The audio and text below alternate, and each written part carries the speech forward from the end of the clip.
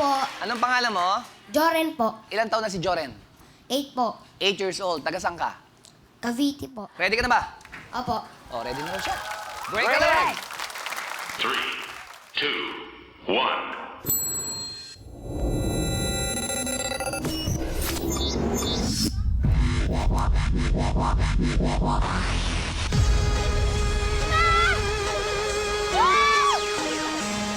Launching countermeasures.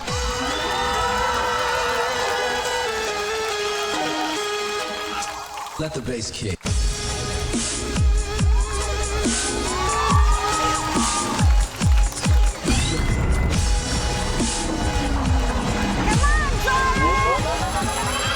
Get it poppin'.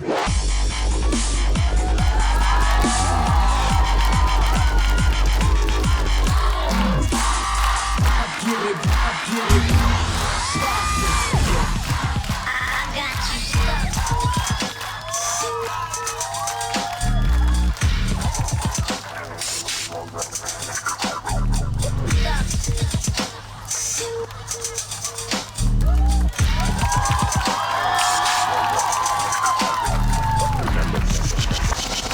All I'm offering is the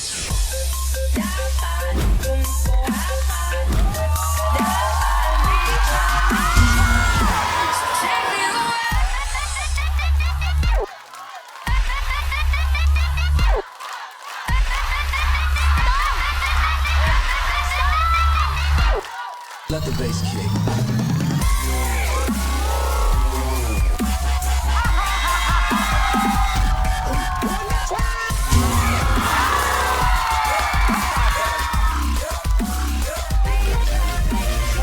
Was big in the temperament.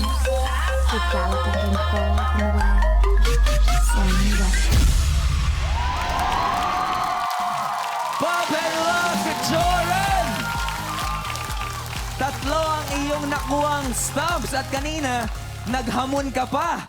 Naghamon ka pa sa ating Dance Masters, kaya naman napaapak rin si Sir Andy. Grabe, ginanon ako. Oo, apa ka na raw. Anyway, solid yung performance mo. Grabe.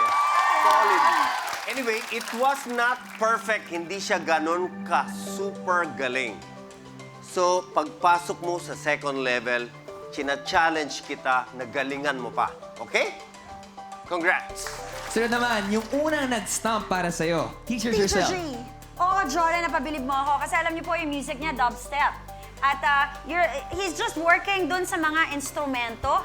Yung puro sound effects lang, yun ang ginagalawan niya, yun ang sinasayawan niya. At for someone na ganito kabata at marinig lahat yun, alam nating may kakaibang talento to si Joren. Napabilib mo ako, pero tama si Sir Andy, sa susunod na performance mo, kailangan mo pa itong gandahan mo pa, lakasan pa. Okay? But I'm happy with your performance. Congratulations. Maraming salamat, Teacher Jurcel. At ngayon naman, itong Dance Master na to, magaling rin mag-pop and lock. Joren, una sa lahat, sino muna inspiration mo sa pagsasayaw? Si papa ko po. Ano ba yung papa mo? Dancer talaga dati? Opo. Uy, Hanggang ngayon, sumasayaw pa siya. Opo. uy. So, idol mo yung tatay mo. Pwede ba namin tawagin yung tatay mo? Gusto namin makita kayo sumayaw mag-ama eh. Ano ba? Ano pangalan ni Daddy? Efren po. Daddy Efren. Daddy Efren! Daddy Efren. Kamusta po kayo? Okay lang po. Okay na. May sigaw ang taong bayan natin eh. Oo, gusto natin makita mo. Oh, sample! Daddy, sample, Daddy Efren. sample. Ang... Pwede ba yung sample?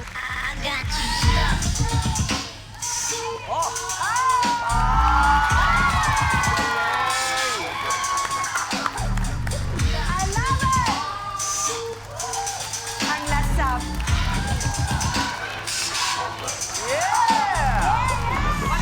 Bawal na mga kapo natin! Joren and Daddy Efren! Kasi ang cute nyo na ang mag-ama na sumasayaw sa stage. Especially yung tinuro mo sa kanya, Daddy Efren. Ngayon si Joren na ang gumagawa. Ang sarap ng pakiramdam niyan. Pero alam mo, nag-a-agree ako Joren sa kanilang dalawang masters natin Meron lang tayong kailangang linisin pa. Kung titingnan mo yung daddy mo, yung bawat kanto ng galaw niya, gusto ko makuha mo pa yon. At kaya kami tumapak dito dahil gusto ka namin bumalik pa at gusto namin makita pa ang performance mo. Maraming salamat sa ating Dance Masters. Daddy Efren, congratulations!